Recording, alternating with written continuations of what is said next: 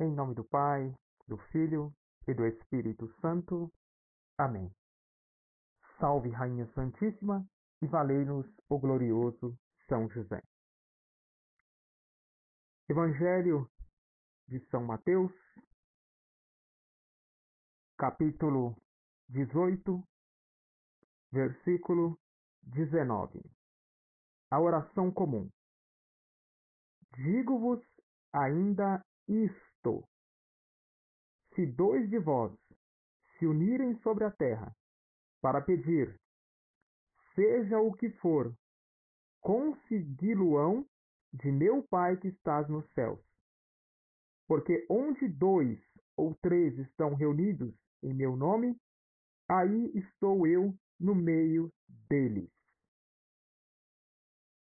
Palavra da salvação, glória a vós, Senhor. Para aprofundar essa passagem, eu quero ir para o Evangelho de São João, capítulo 14, versículo 13.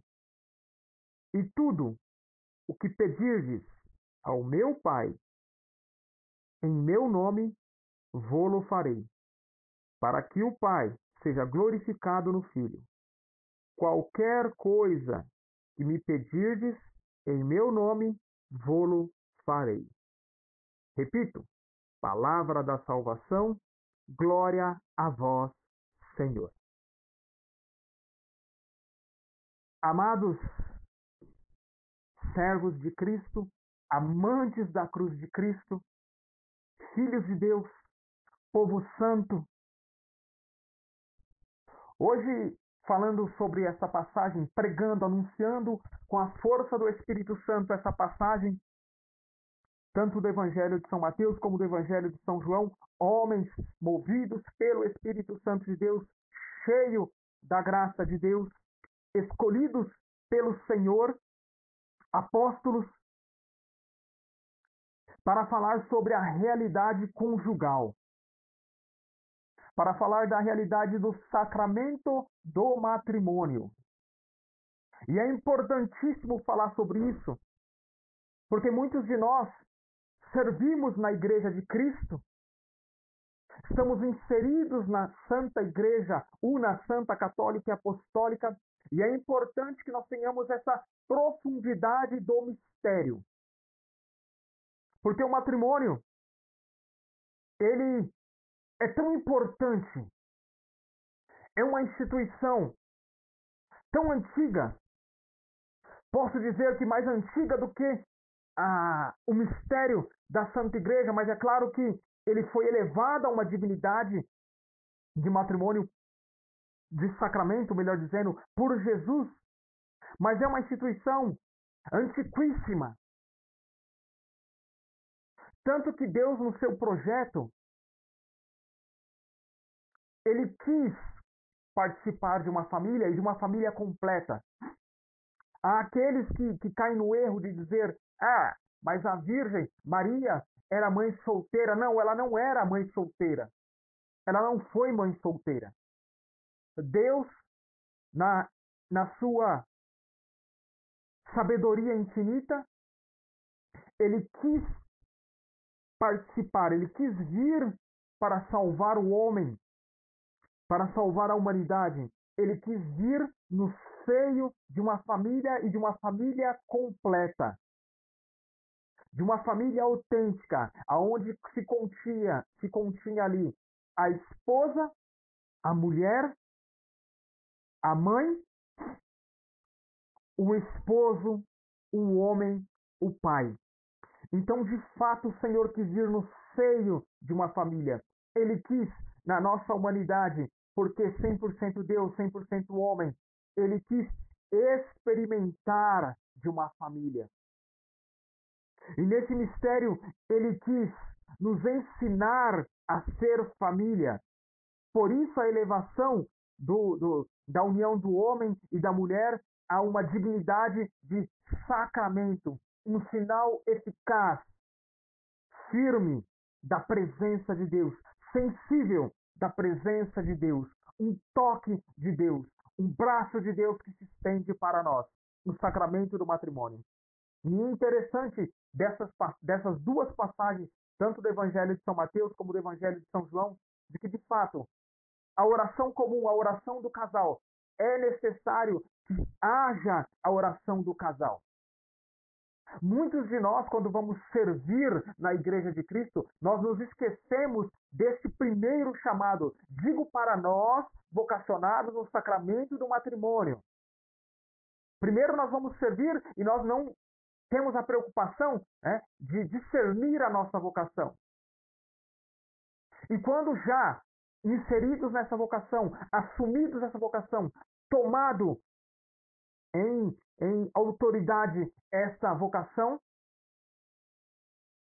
nós esquecemos de fato de vivê-la na sua plenitude. E é importante vivê-la na plenitude para que seja o trabalho, seja o ministério, seja o serviço que vamos exercer na Igreja de Cristo, ele possa estar sendo aí alimentado por essa primeira vocação a qual foi assumida. Ora, um ministério, uma equipe missionária, uma comunidade nova, um movimento, ele não pode estar acima dessa vocação assumida. E aqui eu me refiro à vocação do sacramento do matrimônio. Isso tem que ficar muito claro no nosso coração, porque, de fato, esse sacramento é o coração que vai bombeando sangue para todas as nossas missões, para todas as nossas funções dentro da Santa Igreja de Cristo. Então, por isso, é importantíssimo a vivência desse sacramento na sua totalidade, na sua plenitude. E para que, de fato, funcione dessa forma, é importante essa oração comum do casal. Há 3 dimensões na vida do casal. Há, sim, a dimensão da sua vida, a intimidade com Cristo particular. Há, sim, a oração familiar, onde o esposo e a esposa, cumprindo o voto que eles fizeram no dia que se consagraram a Deus por meio do sacramento do matrimônio, estando disposto a receber os filhos que Deus os enviar e os educar na lei de Cristo da igreja. E esse educar na lei de Cristo da igreja se estende à oração familiar, aonde a esposa e o esposo, junto com os filhos, oram ao Senhor, vão adorar o Senhor, se reúnem para rezar os mistérios do Santo Rosário, se reúnem para participar da Santa Missa, o momento sublime da família, a família rumo ao céu. É importantíssimo, mas também é importante e não tão fácil, mas a oração conjugal. São essas 3 dimensões. A oração particular, onde o esposo tem a sua oração, tem a sua intimidade, tem as suas devoções particulares com o Senhor, a esposa da mesma forma. É importante a oração conjugal, onde o esposo e a esposa, somente os dois ali, se reúnem em oração para pedir, seja o que for, se estiverem em comum acordo, seja o que for, consegui-lo-ão de meu Pai que estás no céu. Seja o que for. Porque tudo que pedires ao Pai em meu nome, vô-lo farei, para que o Pai seja glorificado. Para que o Pai seja glorificado. A oração, de forma particular, a oração conjugal e a oração familiar. Essas são as 3 dimensões a qual, de fato, para honrar o Pai, para honrar o Filho e para honrar o Espírito Santo, nós, consagrados, vocacionados e consagrados, assumindo a vocação do sacramento do matrimônio, nós temos que honrar o Pai, o Filho e o Espírito Santo nessas três dimensões da vida conjugal. E verdadeiramente é um fato isso. Ainda assim, nós vamos passar por dificuldades? Vamos. Mas nós vamos estar glorificando a Deus. Nós não vamos estar roubando a glória de Deus. Nós não vamos estar idolatrando a nossa família. Porque, ainda assim, há o erro que muitas famílias caem de idolatrar os seus trabalhos na igreja, de idolatrar a sua esposa ou o seu esposo, de idolatrar os seus filhos. Principalmente a questão dos filhos, muito mais para o lado da mulher. A mulher muitas vezes ela idolatra os seus filhos. Ela rouba a glória de Deus. Ela faz do seu filho um ídolo. E o homem muitas vezes também em fuga faz do seu trabalho um ídolo. Faz da sua esposa um ídolo. Porque quer viver com ela uma sexualidade, uma sensualidade desregrada. E isso é um erro. É um erro gravíssimo. Ofende o Pai, o Filho e o Espírito Santo. Eu sei que dentro da história, né, da humanidade, da história do povo de Deus, há aí, nos períodos históricos, a sua cultura, há aí as suas, a mentalidade, né, do homem, mas de fato, o plano de Deus não muda.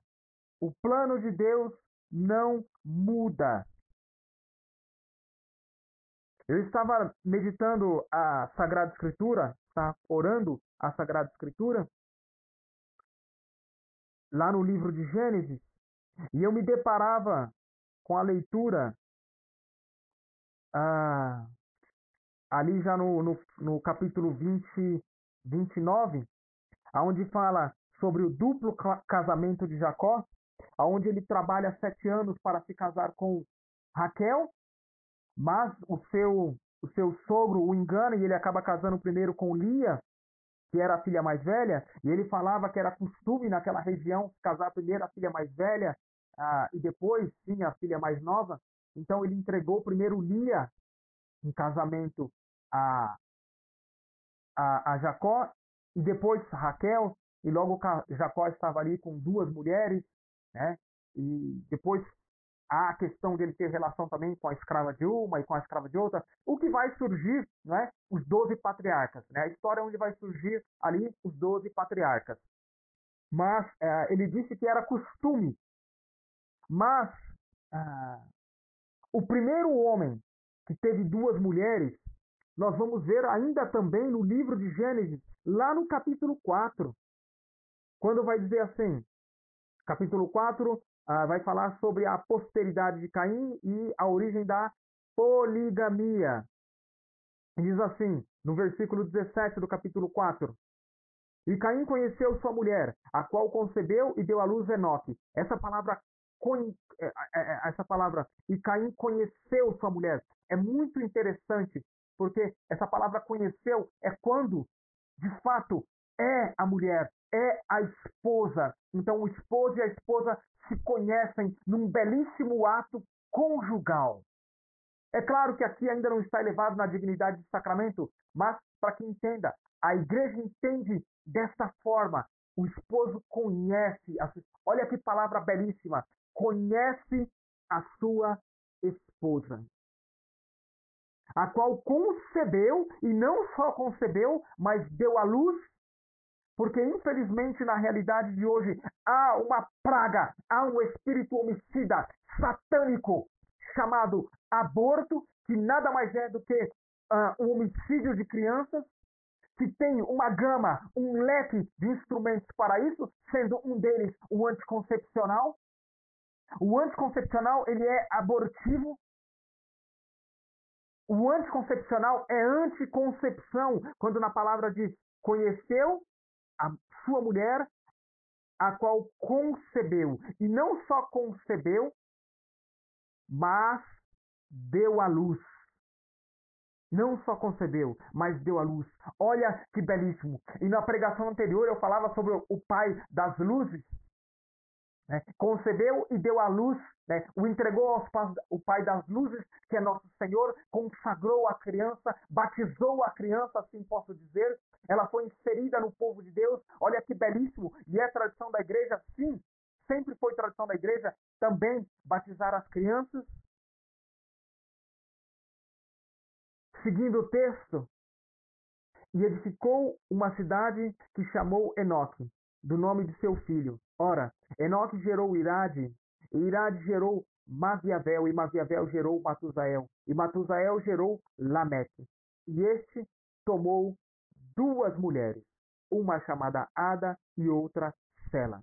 E olha o que Tertuliano diz. Tertuliano de fato chama, né? Chama Lameque, né? Por isso, de um homem maldito, porque iniciou nele. Esse, no caso Lameque, esse tomou duas mulheres. Lameque foi o primeiro que violou a unidade do matrimônio estabelecida por Deus no princípio, na criação. No princípio, Deus instituiu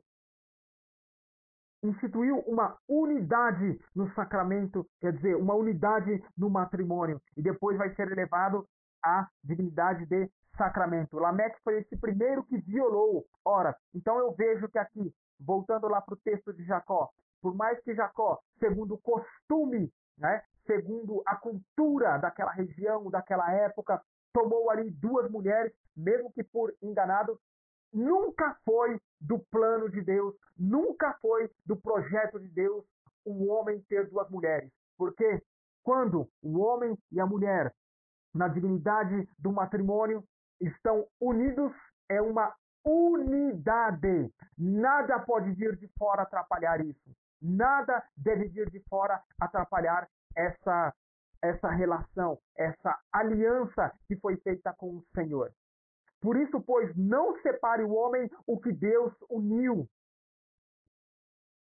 Quando vocacionado, quando aquele jovenzinho, quando aquela jovenzinha iniciam ali um namoro, eles têm que ter consciência disso. Nós temos que pregar para eles que se eles prosseguirem para o sacramento do matrimônio, se eles discernirem que é a vocação, se eles discernirem que eles querem fazer essa aliança um com o outro no Senhor, não deve haver no meio deles o pensamento do divórcio, da separação, aquela praga satânica, né, a qual está incutida já em muitos lábios. Ah, se não der certo, separa. Para nós, cristãos, isso não deve existir. Isso não pode existir. E quantos querem servir na igreja de Jesus Cristo de qualquer jeito? Querem servir com essa mentalidade? Será que isso não é atirar pérolas aos porcos? Será que isso de fato não é dar o que é santo aos cães? Nós falávamos sobre isso também na pregação anterior. Então, de fato, nós temos que seguir o caminho do Pai Nosso que estais nos céus, do Pai Nosso que estais nos santos, do Pai Nosso que estais numa vida de santidade. De santidade. É claro que o sacramento do matrimônio, ainda assim, sendo sacramento, não vai ser um mar de rosas. Porque, de fato, a batalha, o combate que nós estamos vivendo hoje está sendo no campo do matrimônio. Satanás está avançando ferozmente contra as famílias. E ele tem armas para isso. Ele levantou ideologias para isso. Ele levantou uma revolução sexual, ele levantou um feminismo, ele levantou um movimento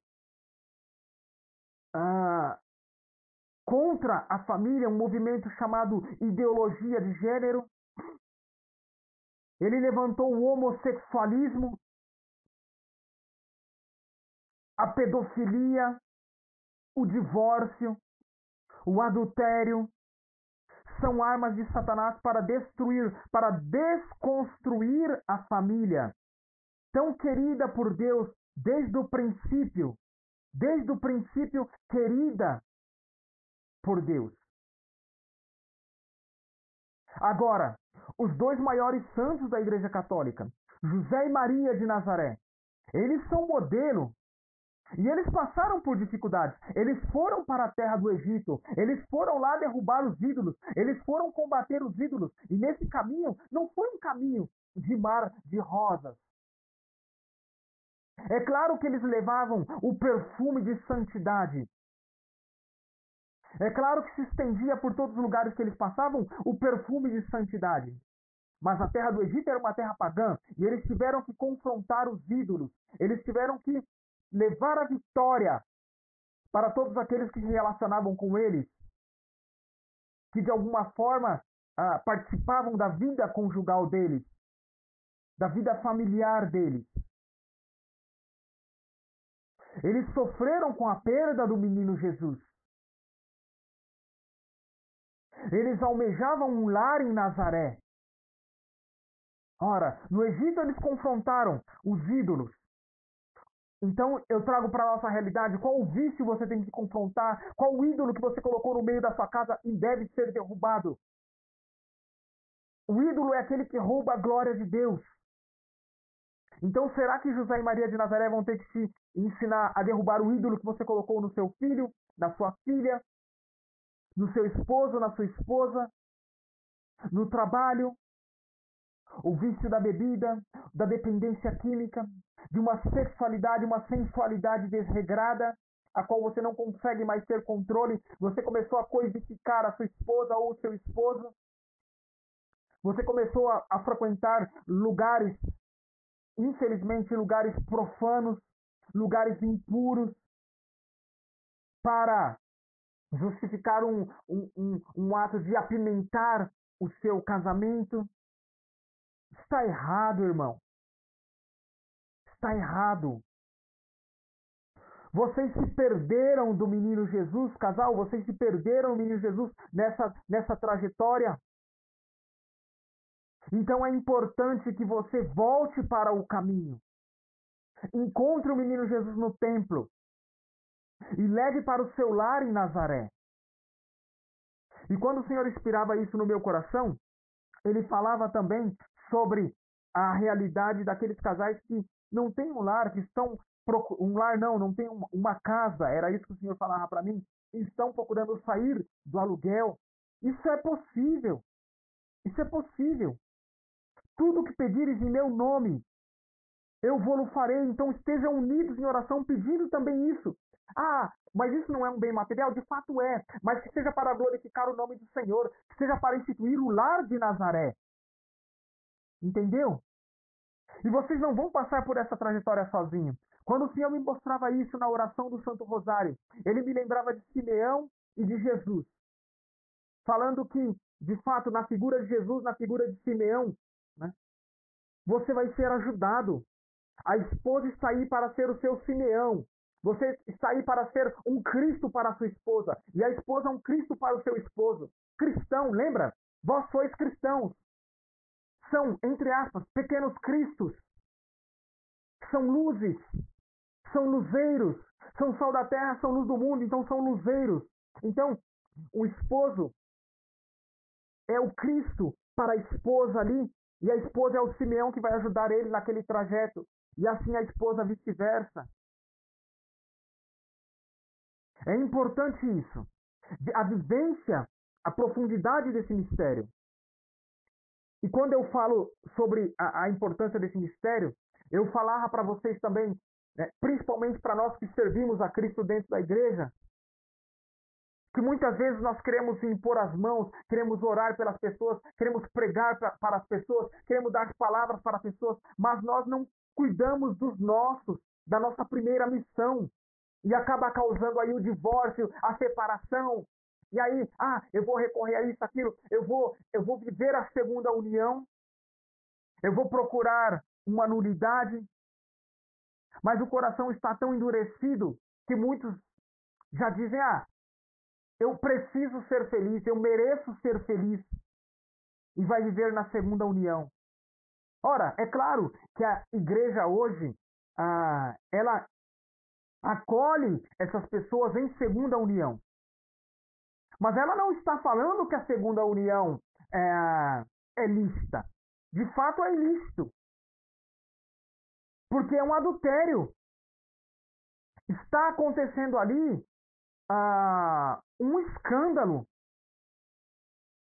E você fica privado de comungar do corpo de Cristo, e você fica privado do sacramento da confissão. Ora, essa sua falsa felicidade vale mais do que comungar do corpo de Cristo? Do que se encontrar com Cristo no sacramento da confissão? Nós estamos trocando Cristo por uma falsa felicidade. Estamos trocando Cristo por uma idolatria. Isso não deixa de ser uma idolatria. Você está se idolatrando, roubando a glória de Deus, roubando a glória do Senhor. Amados, lute pelo seu matrimônio. Primeiramente, tire a trava dos seus olhos para depois tirar o cisco do irmão. Depois servir. Primeiro, sirva-se do Senhor, da Sagrada Eucaristia, para ter forças para servir o irmão. É claro que nós, infelizmente, caímos nesse erro. Nós abandonamos o nosso esposo, nós abandonamos o filho, nós abandonamos a esposa para servir dentro de um movimento, de um grupo, de uma pastoral, que seja. Eu estou falando dessa forma para intensificar e para vivermos de forma plena esses trabalhos que nós exercemos. Mas para viver de forma plena, é necessário primeiro assumir aquela primeira vocação que nos foi confiada. Porque quando chegar o momento, e nós vamos passar pelo momento da paixão, da morte, da crucifixão e da morte, todos aqueles, eles vão embora. Eles vão fugir. Eles vão negar você. Eles vão negar a sua missão. E você vai se ver ali como Jesus. E com quem você fez o compromisso? Com quem você se consagrou? Com o seu esposo, com a sua esposa. Então, olha ali você. Eu já comparei ali Cristo e Simeão, a figura de Cristo e Simeão, como o esposo e a esposa que caminham juntos no caminho pelo Calvário. Talvez de primeiro momento isso foi obrigado. Você foi obrigado a viver dessa forma. Você foi obrigada a viver dessa forma. Obrigada no sentido que eu digo assim.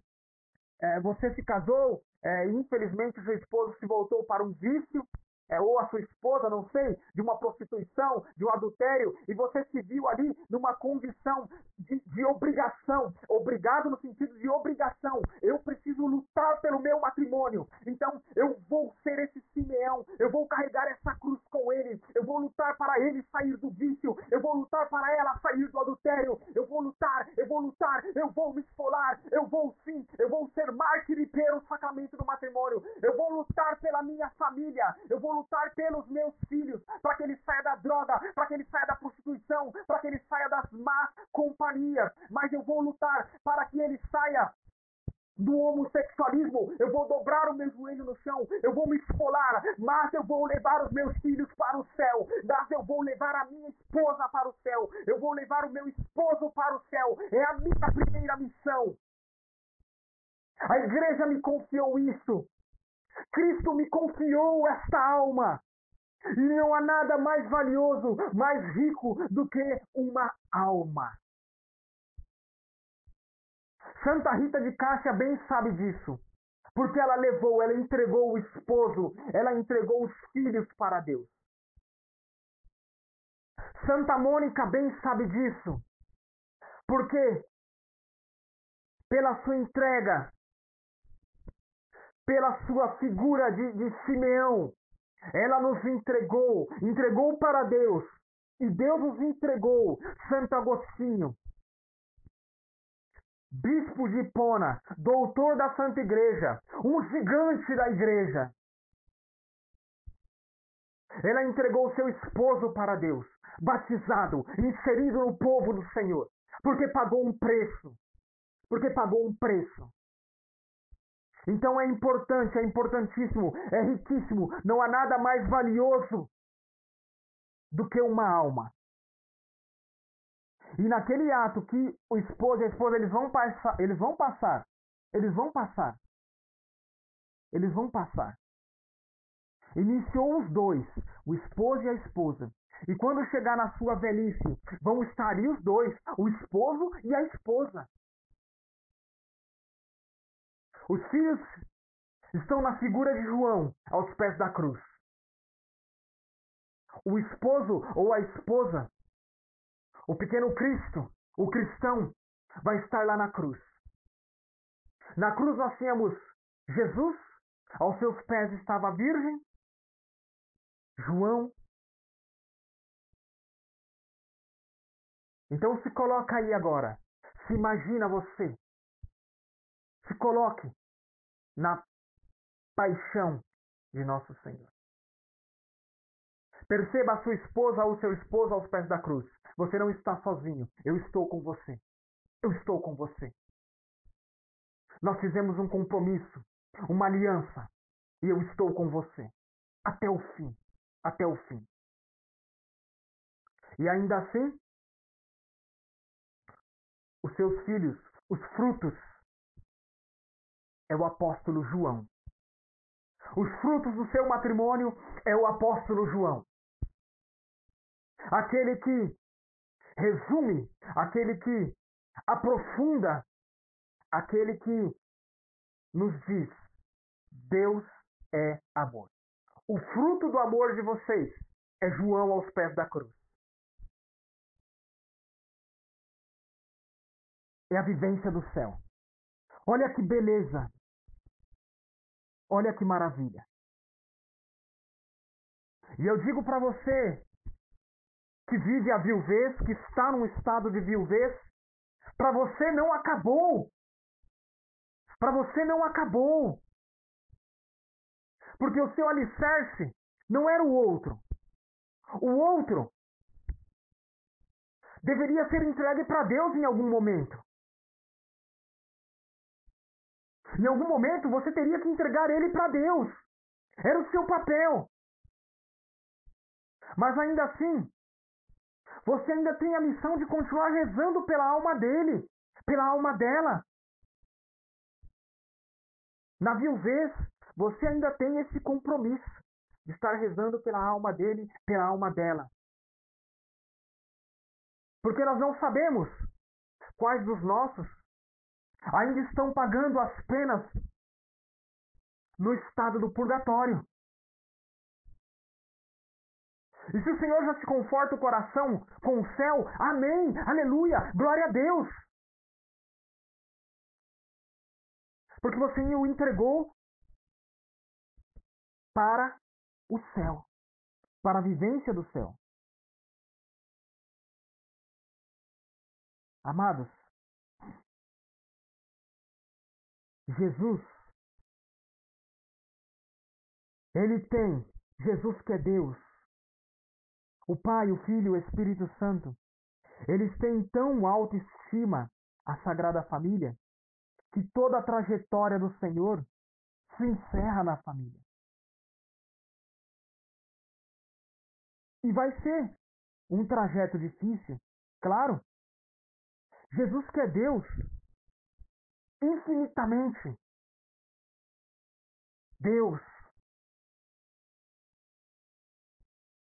ele veio a nascer numa manjedoura.